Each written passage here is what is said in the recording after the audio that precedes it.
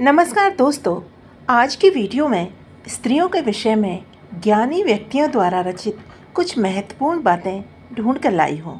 स्त्रियों के विषय में कही इन बातों के संबंध में आपके क्या विचार हैं?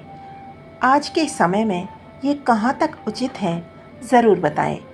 और नंबर 7 वाले दोहे में स्त्रियों के विषय में बहुत ही भयावह बात कही है, उस दोहे पर अपनी राय अवश्य दें। कबीर दास जी ने अपनी रचनाओं में स्त्री के कई रूपों, मोह माया और वासना से जुड़ी संबंधी कई विचित्र बातें कही हैं। नंबर 1, हैवर गैवर सघन घन छनपति की नारी, तास पटेतर ना तुले हरिजन की पनिहारी। अर्थात भले ही किसी राजा के पास हाथियों घोड़ों का झुंड, अपार संपदा हो और उनकी पत्नी रानी हो, लेकिन एक ईश्वर भक्त, चरित्रवान, लज्जाशील, पानी भरने वाली स्त्री की बराबरी कोई रानी भी नहीं कर सकती। नंबर 2, नारी की छाई पड़त अंधा होत भुजंग, कबीरा तिनकी कौन गति जो नित नारी के संग। अर्थात कबीर जी कहते हैं, गर्भवती नारी की परछाई पड़ने से विषधर सांप तक अंधे हो जाते हैं, तो जो मनुष्य निरंतर स्त्री मोह और वासना में डूबे रहते हैं, उनका क्या हश्र होगा। उनका तो ईश्वर ही रखवाला है। नंबर 3, नारी नरक न जानिए सब संतों की खान, जामे हरिजन उपजे सोई रतन की खान। अर्थात स्त्री को कभी नरक नहीं समझना चाहिए, वह तो सभी संतों की खान है।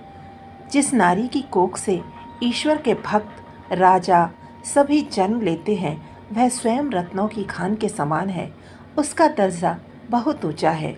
नंबर 4, नागिन के तो दोए फन, नारी के फन 20, जाका डसा न फिर जिए मरे बिस्वा 20। अर्थात कबीर के अनुसार नागिन के तो केवल 2 फन होते हैं, लेकिन स्त्री के रूप सौंदर्य के फन 20 होते हैं। जिसके आकर्षण में मनुष्य पड़ जाता है तो उसका उबरना मुश्किल है। इसलिए स्त्री के आकर्षण से दूर रहने में ही भलाई है।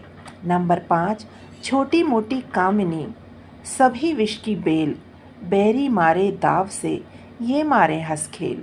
तुलसीदास जी कहते हैं, स्त्री चाहे छोटी हो या बड़ी, विष की लता के समान है।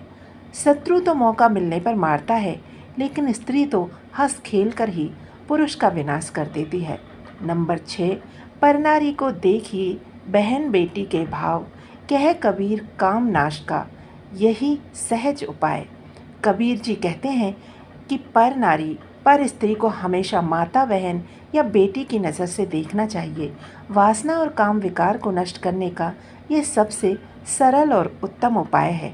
नंबर 7, महावृष्टि चली फूटी कियारी, जिमी सुतंत्र भये बिगड़ही नारी।